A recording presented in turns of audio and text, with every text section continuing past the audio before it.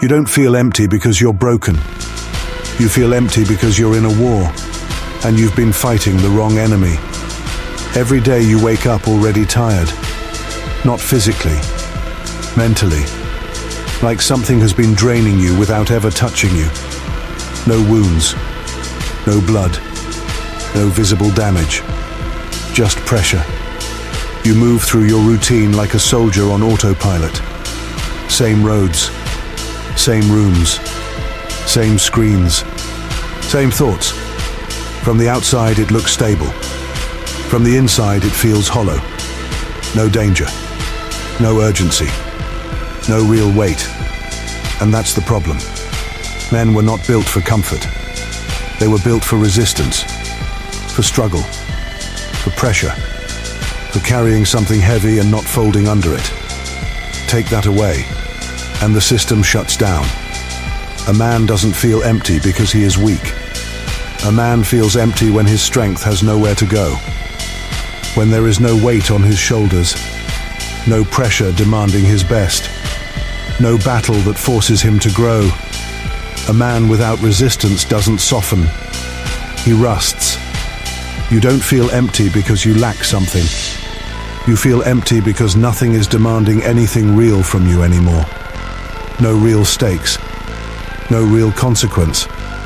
No reason to sharpen yourself. So your mind goes numb. Your edge dulls.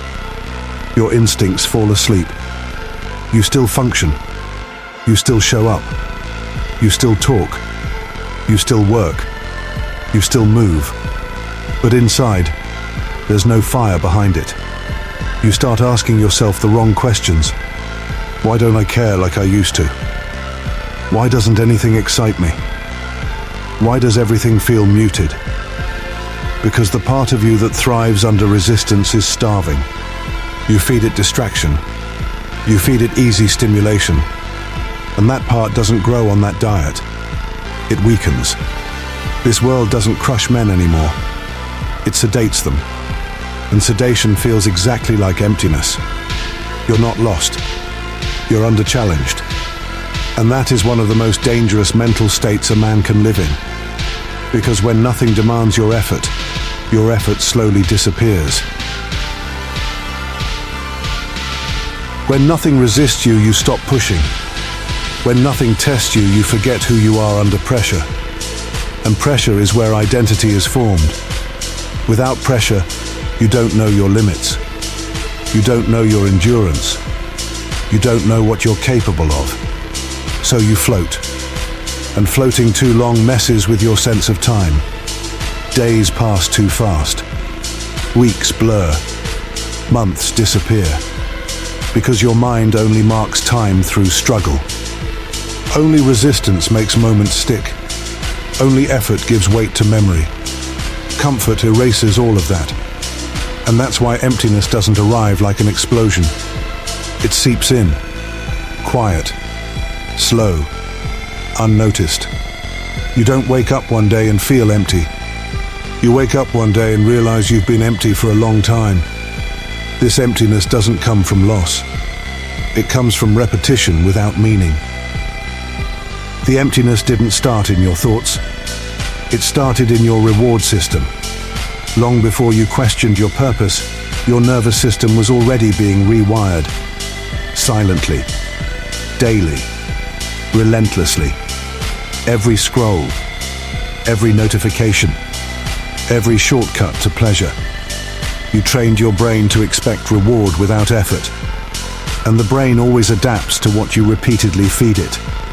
A man used to earn his dopamine through action, through movement, through risk, through building, through surviving difficulty. Now it comes without resistance, just stimulation on demand. And the nervous system can't tell the difference between earned reward and synthetic reward. It only knows frequency. So over time, baseline rises. What used to feel exciting now feels normal. What used to feel normal now feels boring. What used to feel boring now feels unbearable. That's how numbness is built. Not through trauma, through excess. too much stimulation with no effort attached to it. And the cost shows up later, in your inability to feel driven, in your inability to stay focused, in your inability to commit to long effort, because your brain has learned that reward comes quickly. So when something requires patience, it feels wrong. When something requires endurance, it feels heavy. When something requires sacrifice, it feels pointless. Not because it is, but because your nervous system has been trained for speed, not depth. A man isn't supposed to feel rewarded for doing nothing. But that's the current default. You wake up and receive stimulation before your feet hit the floor. Your brain gets its first hit of novelty before your body gets its first demand. So you start the day neurologically satisfied without having done anything. That's not neutral. That's sabotage. Because motivation doesn't come from comfort. It comes from contrast. You're supposed to feel a gap between where you are and where you want to be. But if your brain is already chemically good before effort, that gap disappears. No tension, no edge, no urgency. Just passive consumption layered on passive existence. Over time, your internal drive weakens. Not because you're lazy, but because your reward system is overloaded. A man with an overloaded reward system doesn't chase meaning. He chases relief. Relief from boredom. Relief from discomfort. Relief from stillness. Silence used to be where reflection lived. Now it's where discomfort surfaces. And instead of facing it, most escape it. This is how emptiness survives. It feeds on distraction. The more you avoid the feeling, the deeper it installs itself. You don't feel empty when you're stimulated. You feel empty when the stimulation stops.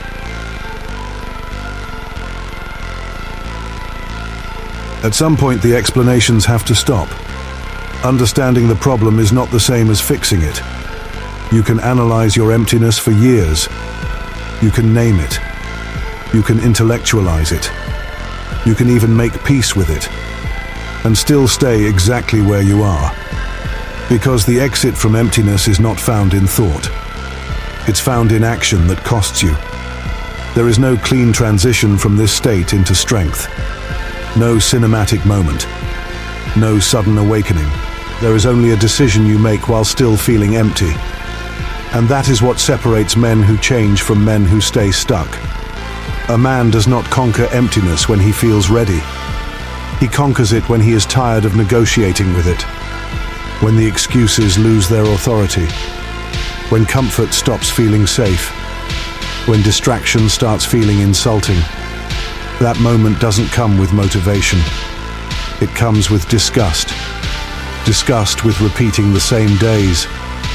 Disgust with avoiding the same hard things. Disgust with knowing you're capable of more and still choosing less. That disgust is not weakness. It's clarity in a brutal form. And clarity is dangerous. Because once you truly see your own avoidance, you can't unsee it. From that point on, every excuse sounds hollow. Every shortcut sounds childish. Every comfort sounds overpriced. You start to feel the weight of your own potential again. And potential is heavy. Most people don't fear failure as much as they fear the responsibility of becoming who they could be. Because once you step into that, there's no hiding anymore. A man can hide forever in distraction. But a man who commits to his path loses all plausible deniability. From that moment on, every outcome is his responsibility. That's why most hesitate at that line. Not because they're scared they might fail, but because they're scared they might succeed and then have no one left to blame. Strength removes excuses, and excuses are comfortable. So the question is not whether you feel empty. The question is how long you're willing to let that emptiness define the ceiling of your life. Because right now, everything you tolerate becomes your training ground. If you tolerate weak structure, you train weakness. If you tolerate distraction, you train fragmentation. If you tolerate comfort, you train dependency. Your daily life is your real philosophy, not what you believe, but what you repeat. A man is shaped less by his ambitions and more by what he does on the days when he doesn't feel ambitious at all. That's where identity is forged, not in intensity, in consistency under resistance. You don't need a new personality. You don't need a new mindset. You don't need a new identity. You need rules. Rules that don't care about your mood. Rules that don't negotiate. Rules that hold even when you don't feel like holding anything. Every time you say you'll start tomorrow and don't, you feed it. Every time you choose the easier path knowing it's weaker, you feed it. Every time you avoid discomfort that you know would grow you, you feed it. But every time you hold the line, it starves. Every time you do the harder rep, it weakens. Every time you shut the screen and face the silence, it retreats. Every time you train when you don't feel like it, it loses ground. This isn't poetic. This is mechanical. And depth is where emptiness cannot breathe. You don't need to become ruthless with the world. You need to become ruthless with your own avoidance, with the small habits that keep you soft, with the excuses that sound reasonable but lead nowhere, with the comforts that dull your edge while promising peace. Peace earned through discipline is real. Peace bought through avoidance is empty. A man who chooses discipline trades short-term comfort for long-term silence in his mind. And that silence is worth the cost. Not silence of nothingness, silence of inner conflict. Because when your actions align with your values, the noise dies down. Not all at once, gradually, until one day you realize you no longer feel at war with yourself. And that is what most people actually want. Not happiness, not excitement. Relief from inner division. Emptiness is not your enemy. It's your signal flare. It is the part of you that refuses to fully die under a life that's too small.